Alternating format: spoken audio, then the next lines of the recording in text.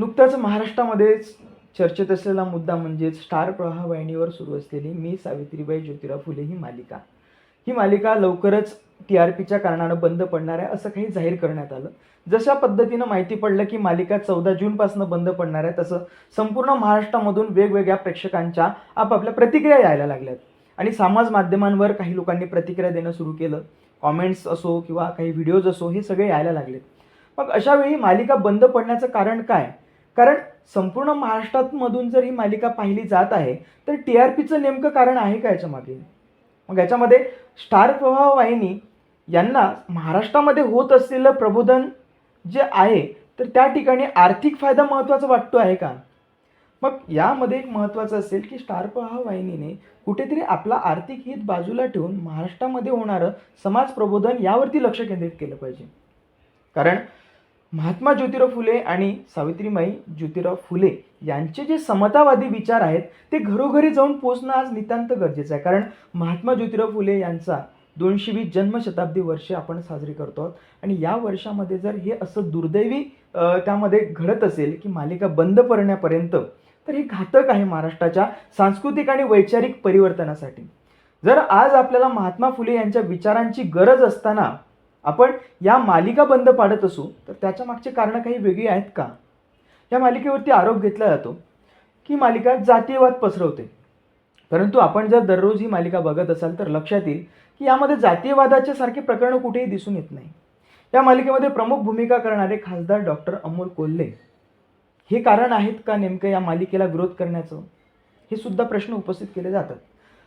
खासदार डॉक्टर अमोल कोल्हे यांनी आपल्या सगळ्यांना आठवत असेल तर छत्रपती शिवाजी महाराजांची मालिका जी स्टार प्रवाह वाहिनीने सुरू केलेली होती ती संपूर्ण महाराष्ट्रामध्ये चालली आणि संपूर्ण महाराष्ट्रामध्ये सगळ्या प्रेक्षकांनी आपापला भरघोस असा प्रतिसाद त्या मालिकेला दिलेला होता. त्यावरूनच नंतर त्यांनी स्वराज्य रक्षक छत्रपती संभाजी महाराज यांची मालिका सुरू केली आणि महाराष्ट्राच्या घराघरापर्यंत त्यांनी छत्रपती संभाजी महाराजांचा खरा इतिहास नेऊन पोहोचवला. तोपर्यंत छत्रपती संभाजी महाराज हे बऱ्याच प्रेक्षकांना माहिती नव्हते किंवा खरे माहिती नव्हते, हे घडत होतं. मग यामध्ये आपल्याला दिसून येतं ही मालिका ज्यावेळी छत्रपती संभाजी महाराजांची अमोल कोल्हे यांनी सुरू केलेली होती त्यावेळी त्यांना आर्थिक भूर्दंडसुद्धा खूप भोगावा लागला होता. त्यांनी स्वतःचं घर गहाण ठेवून या मालिकेसाठी पैसा उभारलेला होता. मग यावरून एक लक्षात येतं की खासदार डॉक्टर अमोल कोल्हे जी काही मी सावित्रीबाई ज्योतिराव फुले ही मालिका आहे, ही मालिका आर्थिक कारणाने बंद पाडतील का? तर मला तरी वाटत नाही की अमोल कोल्हे ही मालिका बंद पाडतील. कारण त्यांनी जर संभाजी महाराजांची मालिका सुरू ठेवली स्वतःचं घर गहाण ठेवून, तरीसुद्धा ते सध्याची महात्मा ज्योतिराव फुले किंवा सावित्रीबाई ज्योतिराव फुले यांची मालिका ही सुरू ठेवतील आणि त्यांना ते सुरू ठेवावं. कारण आज रोजी महात्मा ज्योतिराव फुले यांच्या समतावादी विचारांची फार गरज आहे. ज्या काळामध्ये महिलांना घरातून बाहेर निघण्याचा सुद्धा अधिकार नव्हता, चूल आणि मूल इथपर्यंत ही महिला मर्यादित होती, त्या काळामध्ये महात्मा ज्योतिराव फुले हे 1848 मध्ये मुलींची पहिली शाळा सुरू करतात. सावित्रीबाई फुले या जे प्रतिगामी किंवा सनातनी ब्राह्मणवादी लोकांचे दगड खाऊन शेण त्यांच्या अंगावरती फेकलं जायचं तरी पण त्या थांबल्या नाहीत आणि त्यांचं कार्य त्यांनी सुरू ठेवलं. मग हा सगळा संघर्ष जर महाराष्ट्रामध्ये माहिती पडत असेल, महाराष्ट्राच्या घरोघरी जाऊन पोहोचत असेल, तर मग काय चुकीचं आहे? मुळात ही मालिका जर आपण बघत असाल तर लक्षात येतं की यामध्ये जातीयवाद कोणत्याही ठिकाणी पसरवला जात नाही. मुळातच भारतातली जी काही व्यवस्था असेल, भारतीय समाजरचना असेल, ही चातुर्वर्ण व्यवस्थेवरती आधारित होती, म्हणजे अर्थातच मनुस्मृतीवर आधारित होती. या चातुर्वर्ण व्यवस्थेमध्ये 4 वर्ण, त्यामध्ये ब्राह्मण, क्षत्रिय, वैश्य आणि शूद्र हे 4 वर्ण होते. या 4 वर्णांपैकी शूद्र वर्णावरती सगळ्यात जास्त अत्याचार झाले, अन्याय झाले आणि ते अन्याय करणारे कोणते? या धर्मसंहिता, आणि त्याच्यामध्ये ब्राह्मण वर्णाकडनं जास्त अन्याय झाला असं सांगितलं जातं. मग आता यामध्ये मालिकांमध्ये ते सुद्धा दाखवलं जात आहे की जसं ब्राह्मण वर्णाने अत्याचार अन्याय केला शूद्र वर्णांवरती, ते ज्या मालिकेमध्ये दाखवलं जात आहे. मग कुठं काय आहे? सत्य आहेच ना ते. आणि ही मालिका जी बनवली गेलेली आहे ती महात्मा ज्योतिराव फुले यांनी लिहिलेल्या ग्रंथांच्या आधारेच बनवण्यात आलेली आहे.